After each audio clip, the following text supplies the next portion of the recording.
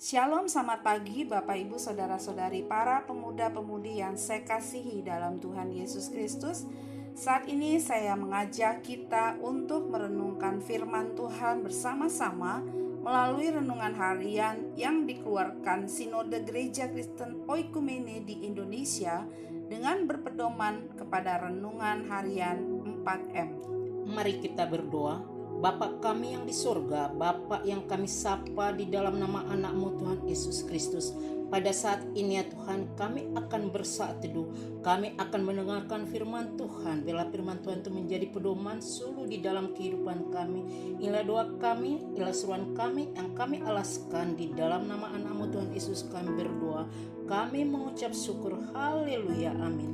Saudara yang dikasihi Tuhan Yesus, untuk merenungkan firman Tuhan hari ini, Selasa 9 Februari 2023, saya Pendeta Jenny bersama Ibu Penatua Megawati Pakpahan secara bergantian mengajak kita semua untuk menerima, merenungkan, melakukan serta membagikan firman Tuhan dari 1 Korintus 2 ayat yang ke-7 dengan tema Hikmat Allah Rahasia. 1 Korintus 2 ayat 7. Demikianlah firman Tuhan. Tetapi yang kami beritakan ialah hikmat Allah yang tersembunyi dan rahasia, yang sebelum dunia dijadikan telah disediakan Allah bagi kemuliaan kita. Saudara, kita akan mendalami firman ini dengan menggunakan pertanyaan-pertanyaan sebagai berikut. Yang pertama, apa artinya hikmat Allah rahasia?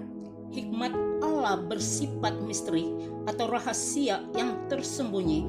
Artinya, hikmat Allah itu tidak dapat dipahami secara alami dengan kecerdasan manusia. Hikmat Allah itu hanya bisa dipahami oleh Allah. Yang kedua, kepada siapa hikmat itu disediakan? Hikmat Allah itu disediakan bagi kita orang percaya.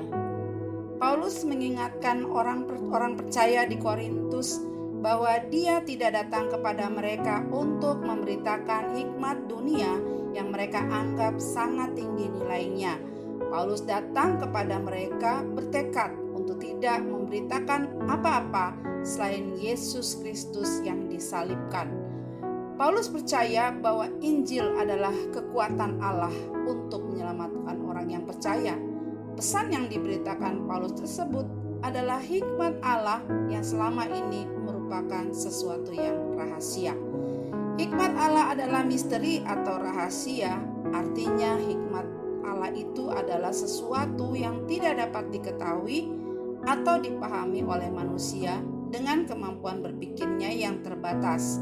Pesan yang diberitakan Paulus adalah misteri tersembunyi yang hanya diketahui oleh Allah. Itu tetap dirahasiakan sejak dulu, yakni sebelum dasar bumi diletakkan. Meskipun demikian, kita bersyukur bahwa sekarang hikmat Allah telah diketahui oleh mereka yang diselamatkan oleh kasih karunia melalui iman di dalam Kristus.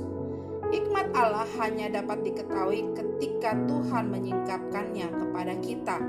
Hikmat Allah adalah wahyu dari dirinya sendiri dan manusia harus dibantu oleh Tuhan jika dia ingin memahaminya. Berita Injil adalah hikmat Allah. Sebelumnya adalah rahasia tetapi kini telah disingkapkan kepada kita. Berita ini harus menjadi kebenaran yang paling penting, menarik, dan berharga yang mestinya memotivasi kita untuk membagikannya kepada sesama. Hikmat Allah yang mesti kita beritakan adalah bahwa Kristus mati untuk dosa kita sesuai dengan kitab suci, bahwa ia telah dikuburkan dan bangkit kembali agar setiap orang yang percaya kepadanya tidak binasa melainkan beroleh hidup yang kekal. Berdasarkan renungan firman Tuhan pada pagi hari ini, apa yang harus kita lakukan supaya kita mengetahui hikmat Allah? Hikmat Allah diungkapkan kepada kita melalui firman-Nya.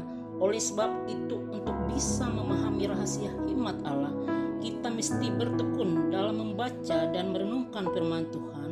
Yang kedua, kita harus berdoa dan bersandar kepada Allah agar Ia menunjukkan kepada kita makna dari firman yang kita baca. Dengan demikian rahasia hikmat Allah yang Ia nyatakan melalui firman-Nya dapat disingkapkan kepada kita.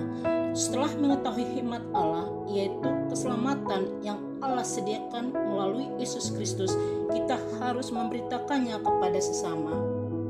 Mari kita bagikan komitmen ini kepada sesama, baik kepada keluarga jemaat ataupun teman yang ada di sekolah, di kantor, dan dimanapun kita berada. Mari kita akhiri perenungan firman Tuhan di dalam doa. Bapa di surga, kami bersyukur karena Engkau berkenan untuk menyingkapkan rahasia hikmat-Mu kepada kami melalui firman Tuhan, yaitu bahwa keselamatan dalam Kristus telah Engkau sediakan bagi kami sebelum dunia ini terbentuk. Kami menerimanya dengan iman dan keselamatan-Mu menjadi bagian dalam hidup kami. Kiranya Engkau memampukan kami untuk memberitakannya kepada sesama, baik lewat kata maupun perbuatan kami. Di dalam nama Tuhan Yesus kami telah berdoa. Amin.